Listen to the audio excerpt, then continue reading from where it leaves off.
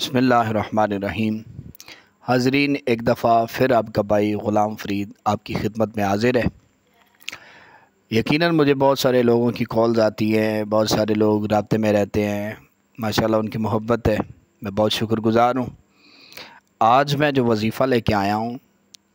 جن کی بیٹیاں اور بیٹے شادی کے لائق ہیں اور وہ اس درد سے بیچارے پریشان ہیں کہ کوئی اچھا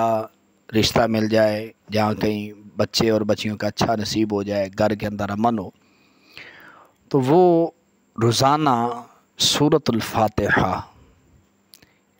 71 مرتبہ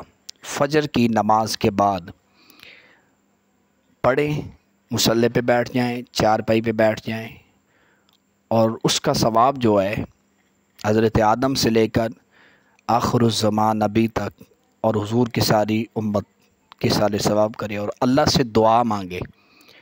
انشاءاللہ بہت جلد جو ہے اللہ تعالیٰ ان کے لیے نیک سبب پیدا فرمائے گا۔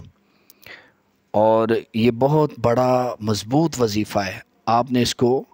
کرنا ہے۔ دعا کرتا ہوں اللہ کریم جو یہ تیری بتائی ہوئی سورت فاتحہ نازل کی ہوئی جو پڑھے، اس کا نتیجہ اور اس کا رزلٹ بہت اچھا عطا فرمائے، اور اللہ کریم ہم سب کے لیے جن کے ہاں بیٹے اور بیٹیاں شادی کے لائق ہیں نیک اسباب پیدا فرمائے اور بچے اور بچیوں کے نصیب اچھے فرمائے۔